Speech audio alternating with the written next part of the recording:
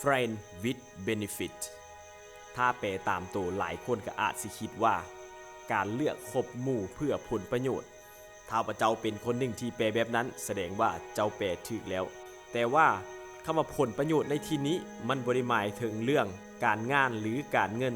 แต่มันเป็นเรื่องของเซ็กส์หรือที่เอิ้นกันว่าการกินตับกันอยู่เทิงเตียงสำหรับผู้หญิงหรือผู้ชายที่ต้องการมีเซ็กแต่ว่าบ่อยากมีความสัมพันธ์แบบยึดติดหรือผูกมัดในสถานะแฟนและก็บ่อยากกินตับกับคนแปลกหน้ามื้อนี้ซอกหามาเล่าสิขออาสาพาทุกคนไปรู้จักกับความสัมพันธ์ในแบบ Friend with benefit แบบเจาะลึกในปี 2011 โจแลนเวนตันและเอลกิเรซิงได้จัดการพัวพันกันแบบลับๆนี้ออกเป็น 4 ประเภทอันที่ 1 One Night Stands อันที่ 2 Booty Calls อันที่ 3 Fuck Buddies และอันที่ 4 Friend with Benefit แน่นอนในแต่ละประเภทของความสัมพันธ์มันก็สิมีความแตกต่างกันออกไปคำว่า Friend with Benefit นี้ถ้าสิไปเอาความหมายที่แท้จริงของมันก็สิประมาณว่าหมู่กันแต่กินกันโดยส่วนใหญ่แล้วความสัมพันธ์แบบหมู่เพื่อนนั้นจะบ่มีการเกิดเลยซึ่งกันและกันโดยเฉพาะแม่นเรื่องเซ็กส์ซึ่งเป็นสิ่งที่สงวนไว้ให้เฉพาะแต่คนที่เป็นคู่รักหรือสามีภรรยาเท่านั้นแต่ทว่าในปัจจุบันนี้มีคนจำนวนหลวงหลายที่บ่ต้องการมีความสัมพันธ์แบบผูกมัดหรือที่เขาเอิ้นกันว่าเป็นแฟนจึงเฮ็ดให้คนที่มีความคิดและความต้องการแบบเดียวกันคือต้องการคนที่บ่แม่นคนแปลกหน้ามาเฮ็ดกิจกรรมเทิงเตียงนํกันคำว่า Friend with Benefit จึงเกิดขึ้นมาโดยที่มันเป็นการยินยอมที่จะมีเซ็กส์นำกันแต่ก็ยังคงรักษาสถานะคำว่าหมู่เอาไว้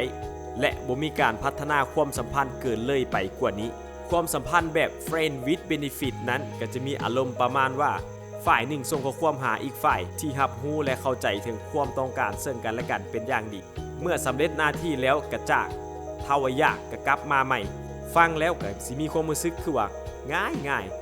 แต่ถ้าว่ามีฝ่ายใดฝ่ายหนึ่งเผลอเอาใจลงไปลินหรือแอบมีความรู้สึกความบั่นไลมันก็จะเกิดขึ้นเพราะว่าคำว่า Friend with Benefit นี้มันมีข้อห้ามหรือว่าหลักเกณฑ์ตายตัว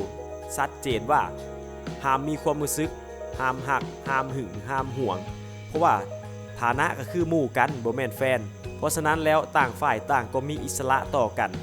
ในการใช้ชีวิตในการคิดในการที่จะเลือกคนใหม่ถ้าว่าภายใดภายหนึ่งหากพบอีกคนที่ดีกว่าแล้วก็จะต้องสันติวิธี